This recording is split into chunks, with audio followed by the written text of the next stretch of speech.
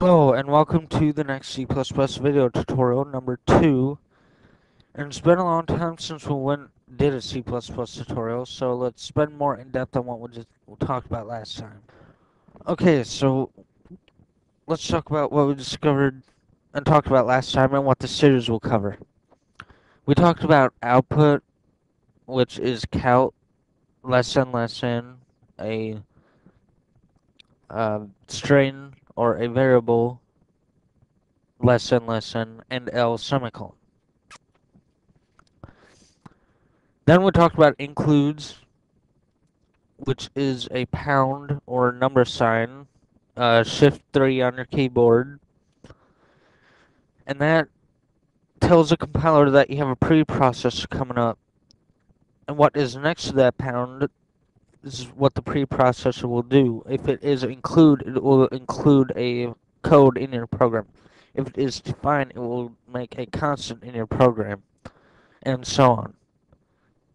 Okay, today we're going to talk about a few things: methods or functions, variables, constants, math operations, and operator precedence.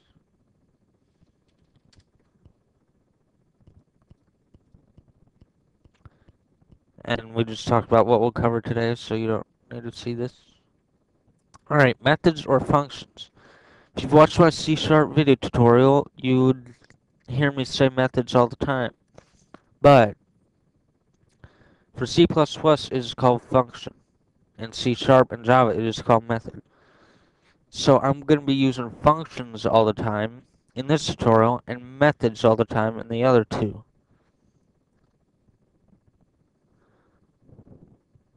Keep in mind that methods and functions are exactly the same thing, just with different words. Okay, so if I say methods, I mean functions because I'm going to be doing 2 tutorials that has methods and 1 tutorial that has functions. So, sorry if I say methods in this tutorial and functions in the other 2. They mean exactly the same, so it shouldn't be any confusion to you. Alright, a method or a function is a block of code that contains a list of statements that can perform actions. Most statements must be done inside of a function and cannot be done outside of a function. However, most statements have to be done outside of a function and cannot be done inside of a function, like a enumerated constant, which we'll go on to next tutorial. No, this tutorial.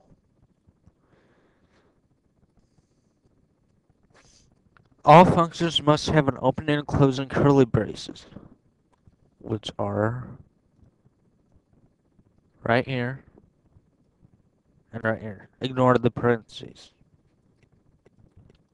Alright, this is a function grammar template. This is a template on how to make a function for every kind of functions you want to do. Alright, so access modifiers, this is optional. It's in green and it's between less and greater than. The return type is a C++ keyword for a type you want to have returned. So if you want to return an integer, you put int there. If you want to return a boolean value, you put bool. If you want to return a decimal value, you put either double or float. If you want to return a character, you say char. If you want to return a string, you say string.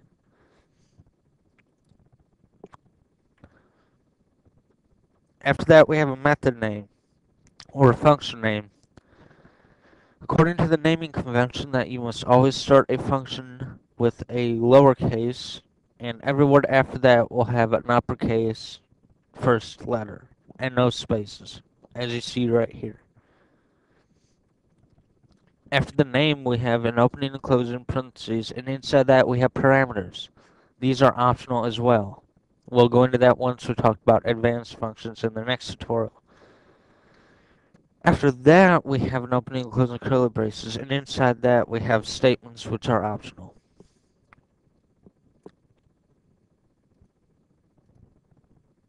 Alright. This isn't really necessary to talk about, but I'm sure you're wondering what kind of access modifiers can there be, so we'll talk about the basic one right now. You won't need this until we go into classes, which will be way down the road, but here's an overview. One of the basic and most used access modifier is public. This access modifier is public and it's exactly what it says.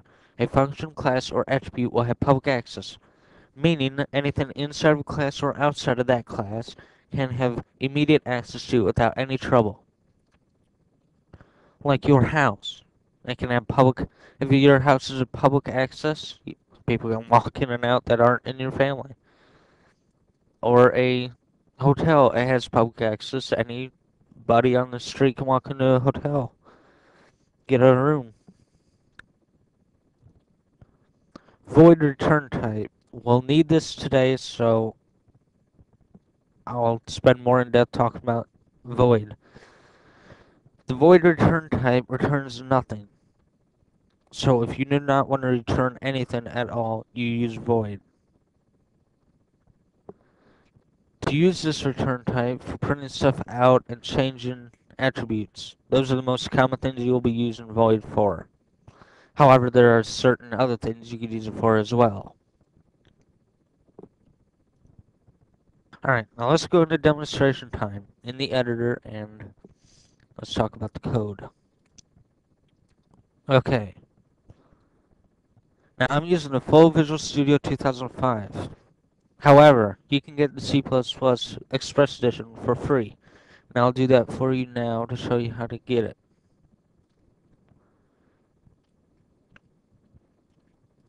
Alright.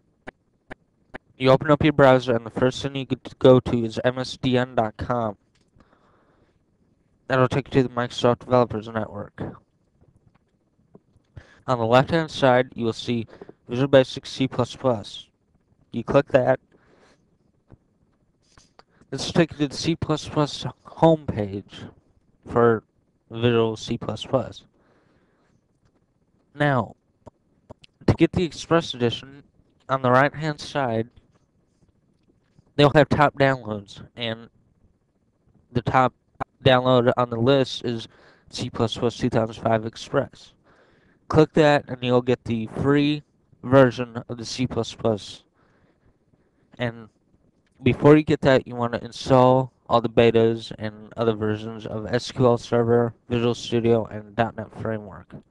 That's why I cannot install this, because I have Visual Studio 2005. If you're running Vista, you need to do certain stuff, and that'll tell you how to do it for you. Alright, after you uninstall the stuff you need to uninstall, you download the program. After you do that, you need to register. And finally, after you register, you need to install the SDK. If you do not have the SDK, the C++ will not work, because the SDK is a software development kit, and that includes all the C++ keywords and all that stuff. And here's the system requirements, and if you have Vista, you can click that, and it'll show you what to do if you're on Vista. Okay, so now let's go make a new project. Now, of course, I'm using Visual Studio, so it'll be a little different, but you find some way to make a new project. I haven't used C++ Express, but it should just be, you can do it right there. Recent projects, create project, and it'll be just fine. Okay. You want to create a Win32 console application, and you enter the name here. I'll say function tutorial. Now this new window will pop up, and just click finish on this. Now at the very beginning you have an option to delete this comment. I'm going to delete it. The first thing you need to do is create another include, shift 3 include. Now iostream is in the very root includes folder, so you can use the less than or greater than. for that. I'll stream. And after that, two spaces or one, whichever one you want, you need to put using namespace std. That'll create a, that'll tell the compiler you are using this certain namespace and it'll cut your time dramatically. And I'm going to change this. You don't have to change it, but I'm going to. You can leave this in or take it out, and you can leave this in or take it out. Alright. Now, I already got everything done, so I'm just gonna. Okay.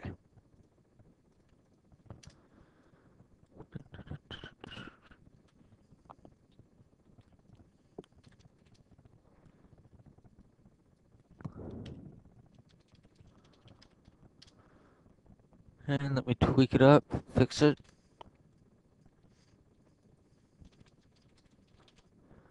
If you ever copy from Word or something else, it'll copy a weird quote. So, if you leave that quote in, it'll mess up your whole program. So you need to erase that quote and replace it with a new quote.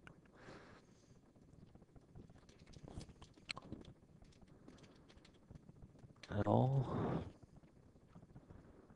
Okay. We press F5 to compile it. You'll get this pop-up menu. Click yes. And if you have no builders, it will work. Now it says currently in function main, currently in demonstrating function, and out of demonstrating function, and back in main. You'll press the key to quit. Now let's walk through the program.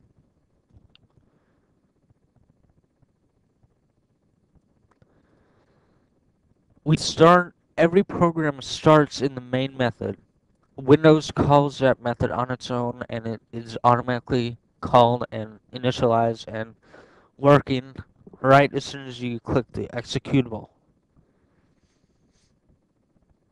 So this will be called and initialized and started, and as soon as it starts, we print this line.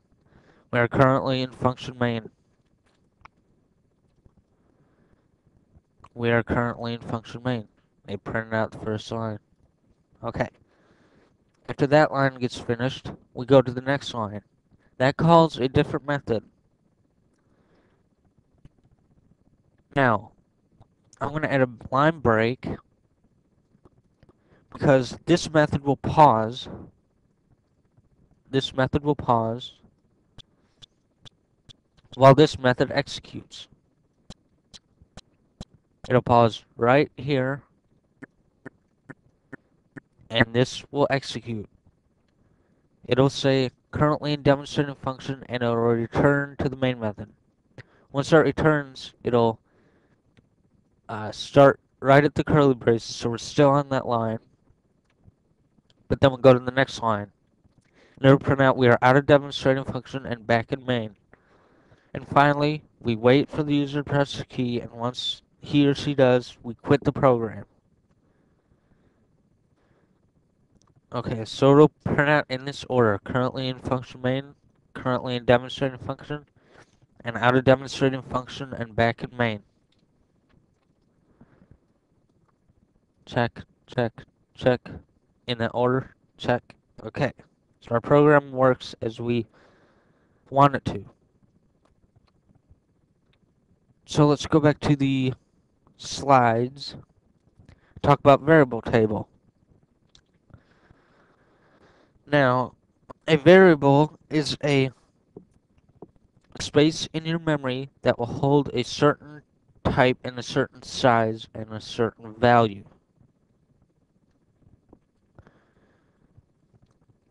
The very left-hand side is all the most common data types. There are more, but these are the most common ones that you will find. The middle column is the size that will take up in your memory, and the last column is how many values it'll hold. Now, when you make a variable, you must say its data type. Why? Because the computer will become confused and say, well, do you want variable x to be an int, a short, a long, a car, chair, a bool, or a float, or a double? It will get confused on all those certain things. So you must say, I want an integer variable called x, and that will hold all these values. Now, the way memory is getting in these days, you really don't need to be concerned about which variable you use. Like, if you're never going to go be above a 100.99 or etc., you do not need to use double, but I use double for every kind of decimal place you find. I never use float. Because memory is getting drastically big. 4 bytes compared to 8 bytes won't make a big difference if you have 2 gigabytes of RAM. So, but if you're like to be proper, you use the appropriate data type you want according to what kind of values you will have. So, we have unsigned, short, int, and the values range from. Alright, let me talk about unsigned. Unsigned does not have any negative numbers. It starts at 0 and it's double the positive value. As you can see, the difference between unsigned long int to the long int is 2001, 2,147,483,647. Divide that by 2, or multiply that by 2, and you'll get this.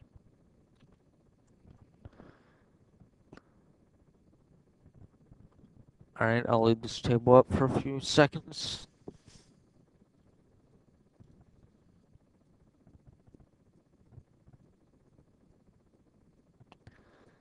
You can pause it now because I'm about to quit it in a few seconds.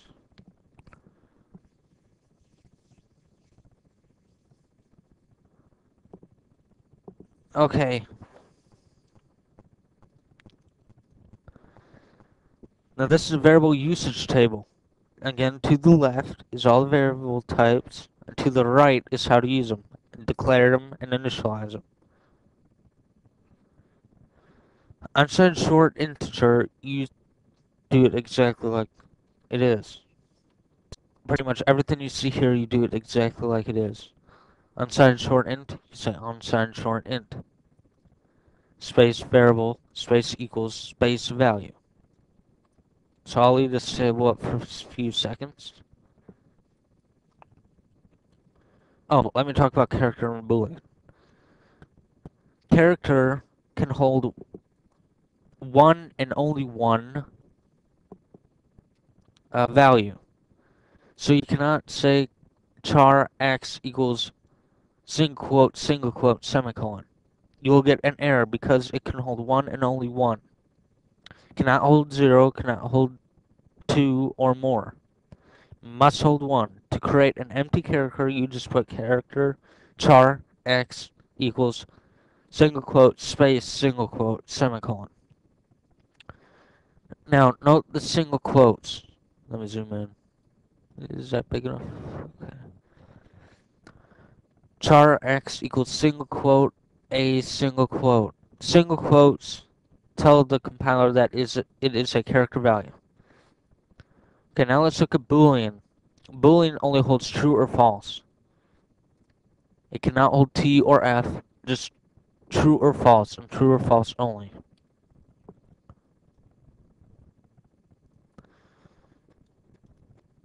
Alright, now let's demonstrate some variables. Okay, right here. Close the solution. Create new project, console application, var tutorial.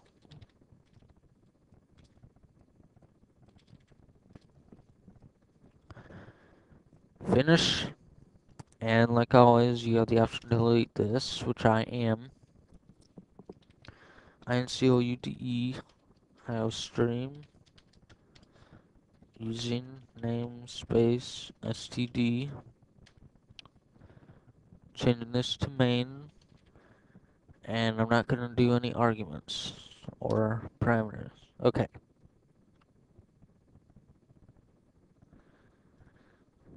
To make a variable,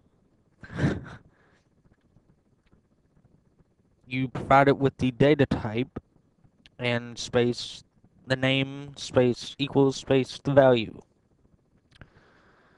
So let's create an integer x equals 9, and let's print out count less than x less than and L.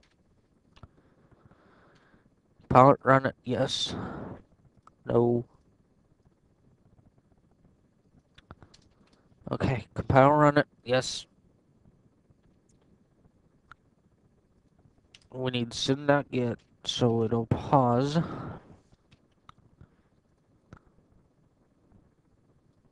it prints out the variable.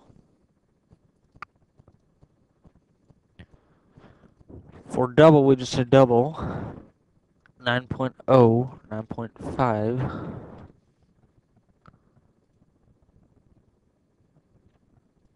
It'll print out 9.5.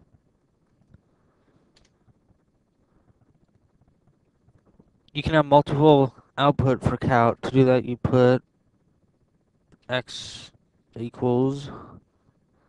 Then we also need to put an extra lesson inside there.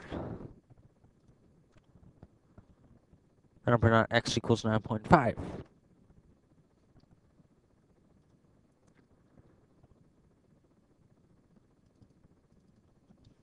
Char takes one and only one size, so you need a single quote, t single quote. X equals, should print out x equals t. Yes. There we go, x equals t.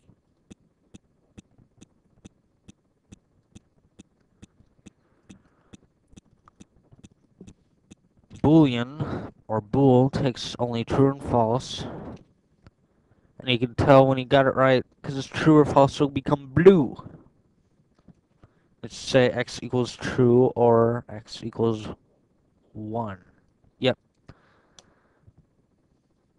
1 is true, 0 is false, so we can change that to make sure false.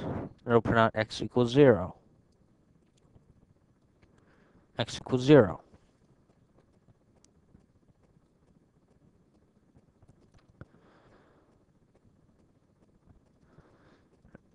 Now to create unsigned long integer, you need to provide just that, unsigned long int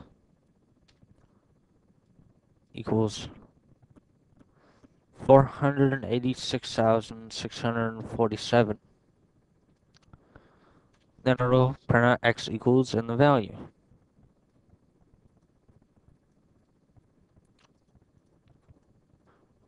Okay, so that's it for variables. Let's go back to the slides. Now let's talk about constants. Constants are exactly like variables, but once you create a constant, you cannot change its value of it. You can use it like a variable, you just cannot change its value. So there are two ways to create a constant. First way is to use a preprocessor to make it.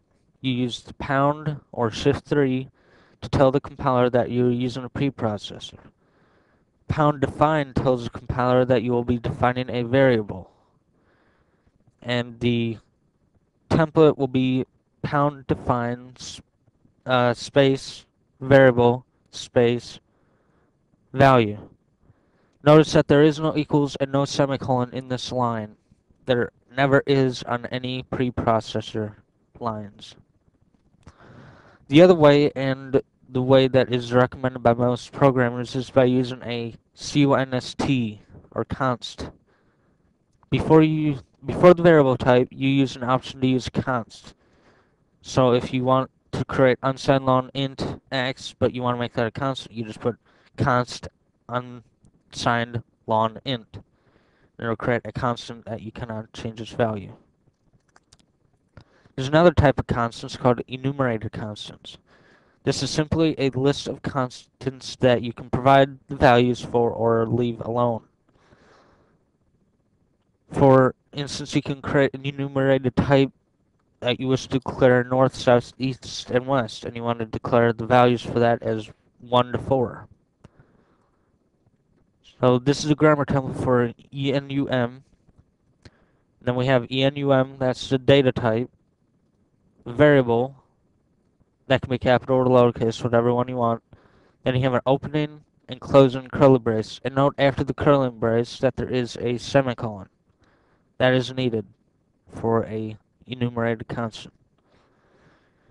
Inside the curly brace, you have a variable and an optional equals value. And then a comma. Variable 2 equals value, comma, variable 3 equals value, comma, and so on and so on. Also, keep in mind that enumerated constants must be made outside of a method. They cannot be made inside of a method. So now let's go to the editor and make constants.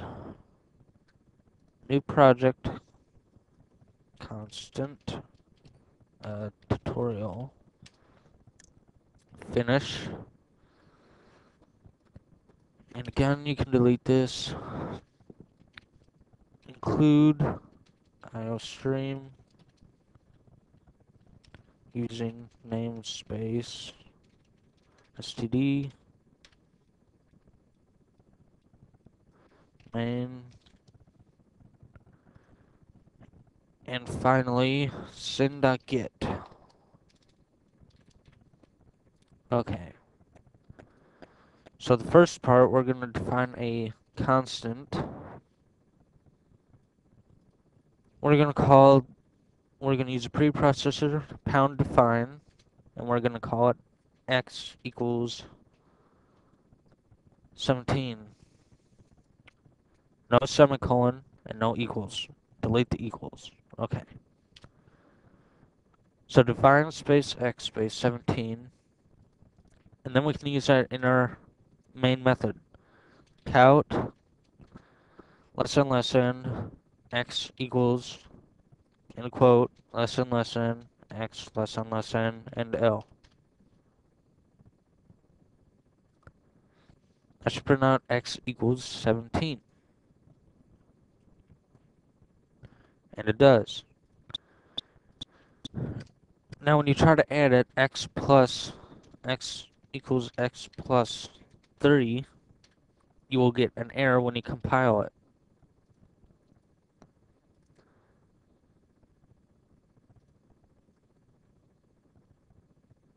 That error shows up because you have a constant, which is not really a variable, and it's within the compiler's mind. So you cannot use it as a variable when you're doing math operations. You can only use it when you're printing stuff out and providing information. So if you have another variable equals x plus 3, that will work because it puts 3 inside every place where x is. So y will be 20. Count, lesson, quote, y is equal to, quote, lesson, y, lesson, and l.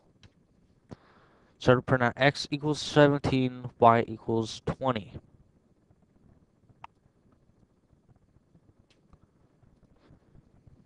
So what the compiler does, it finds everything in the code where x is in there, and once it does, it replaces that with 17. Now that's a poor way to make a constant, so let's make a const int x equals 17. Now we have the same thing, same output, except we declare it inside of a method. That way you can have multiple methods with the same name and constant, but different values. But if you use a preprocessor, you cannot.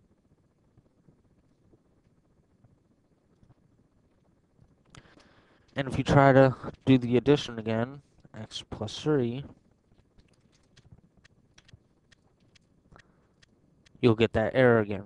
Or you'll get a different error saying you cannot assign to a variable that is a const.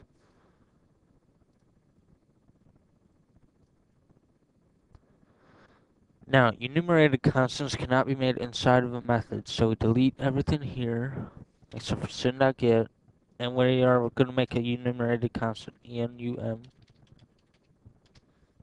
Let's make a wind, opening and close curly braces, and a semicolon. Inside that, let's make north, comma, south, comma, east, comma, west.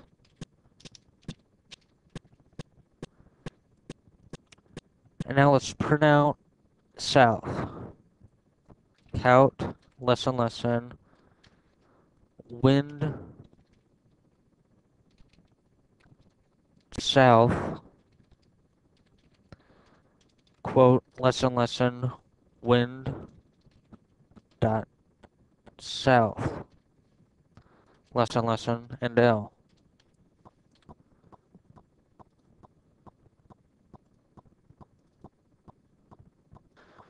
So this will give us an error, but if you've watched my C# video tutorial, you would think why, because C++ is different. You need to make an object of this enumerated constant.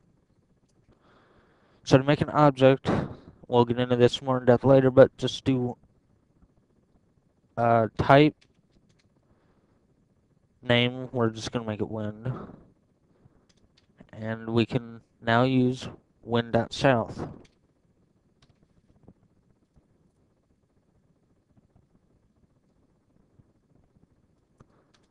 Okay. But it still won't work, so what we need to do is wind equals one of our types, so we're going to say south. Now finally, we'll print out information.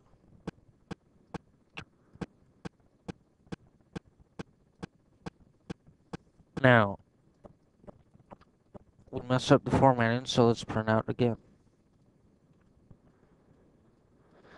Now wind south equals 1. Why does it equal 1? Because it starts off at 0, and every one after that will add 1 unless you define it. North is equal to 1. South, let's make it equal to 10. East, let's make it equal to 15. And west, let's make it equal to 14. Now, wind.south is 10.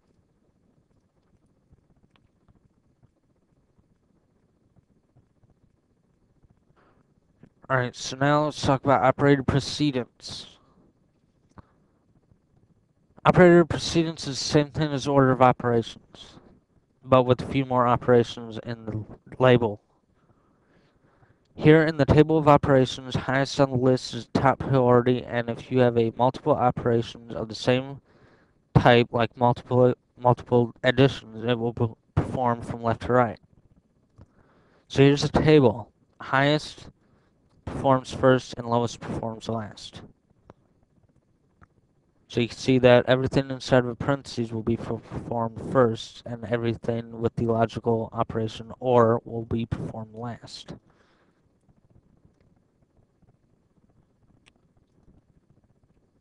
And let's go into demonstration on how to use math operations.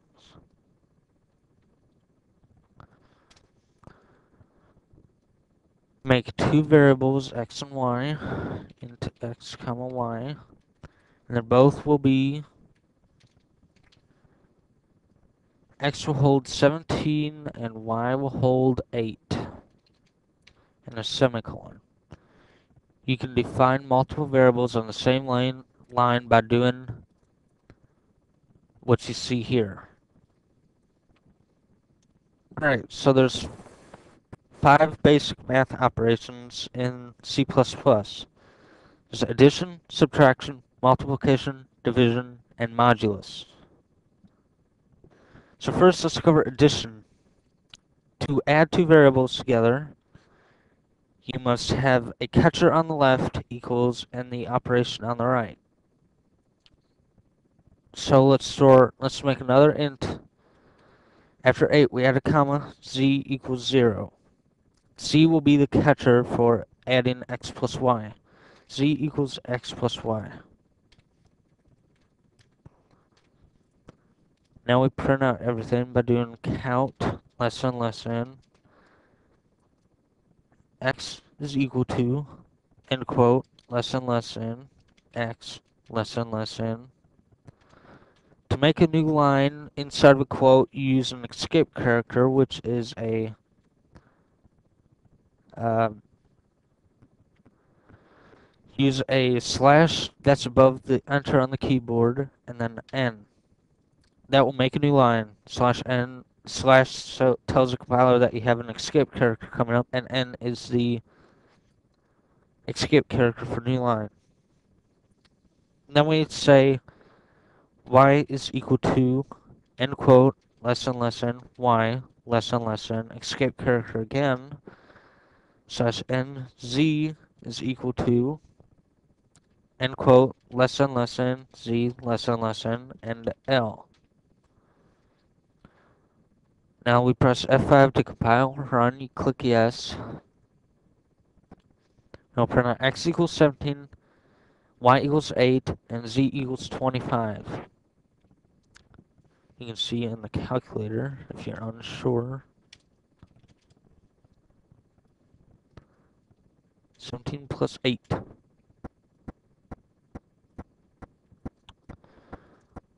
Now, to do subtraction, it's exactly the same thing, you just minus.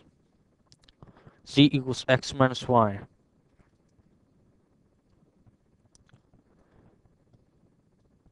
And then we have the subtraction between x and y stored in z. Multiplication, you substitute minus for multiplication, which is star. On the numpad, it's above 9. On the keyboard, main keyboard, it is shift 8. That z stores the multiplication of x times y. Now, division is tricky. To do division, you must have a catcher for double variable type, or it will not be an exact division because you could have a decimal place. Chances are you probably will in your program. So we add a semicolon after y equals 8, and now we have a double. We change the variable type of z to double. Now, if x and y are integer,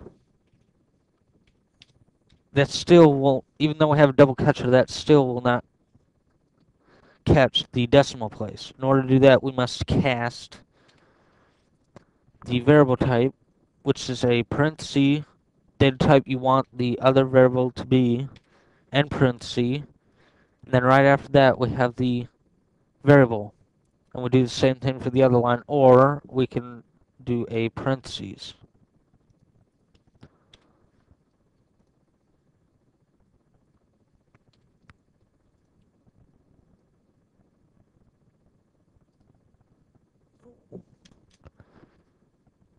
So we have double x, and to divide, we need to have double again. In parentheses and y. There we go. It'll convert x to a double, which will be 17.0, and it will convert y to a double, which will be 8.0, and it'll divide 17 by 8, and you'll get a decimal value for z. 17 divided by 8 is 2.125. Now casting just makes the other variable appear to be a different variable type. It does not convert it totally, or else you'll see x equals 17.0.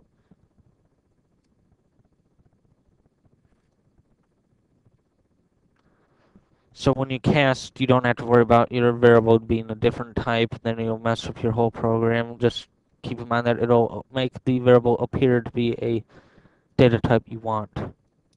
In this case, x will appear to be a double, and y will appear to be a double.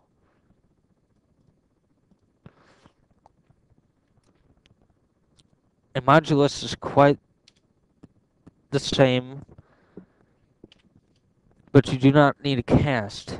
Modulus divides the two numbers and returns the remainder. So x modulus y will be 1.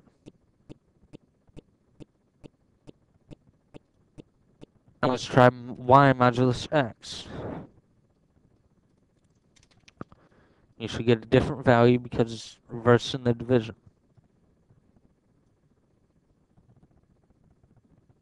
As we see here, y modulus x returns 8. Now, let's change it to a 10 and a 2. An order is very important when you're doing modulus. Y modulus x when x is 10 and y is 2. But as you can see that it should return a 0 because it is a even number. So you just reverse the order and it will be 0. So if you want to print action out on the every even number, you can do that. I'll demonstrate that for you here. We'll go into for a later tutorial.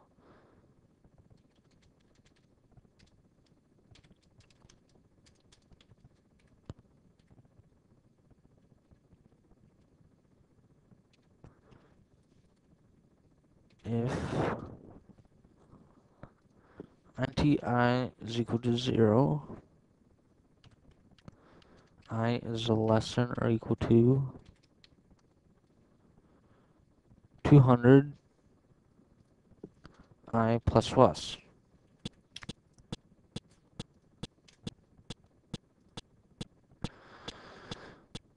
Now we do an if I modulus 2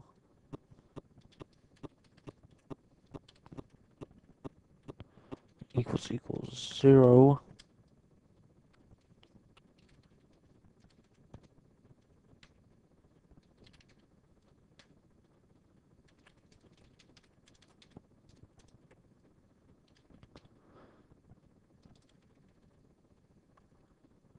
Okay.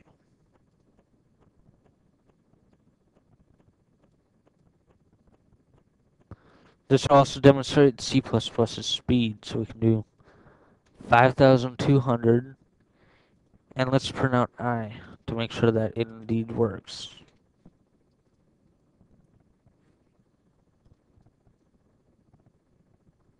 So it prints out even on every even number.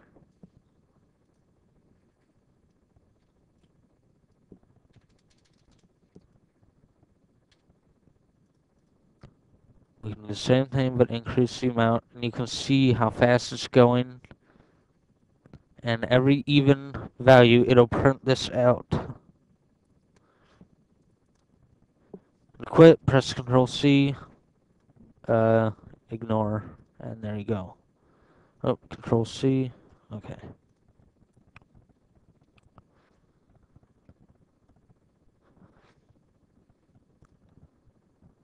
So again, if you do not have the Visual C++, you can get it for free at msdn.com, and I'll walk you through that again. That'll take you to the Microsoft Developers Network, and you go to C++ on the left. On the right, you go to Top Downloads, C++ 2005 Express. You want to uninstall any previous beta, CTP, or tech preview versions of all this stuff right here.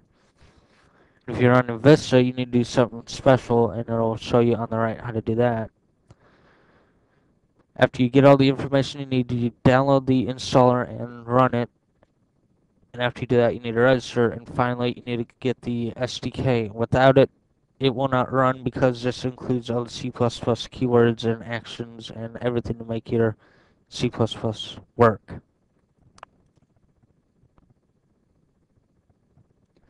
And if you want the other versions that are on the left here, you can get the Web Developer for free, Visual Basic for free, C# for free, and J# for free, and also SQL Server Express for free.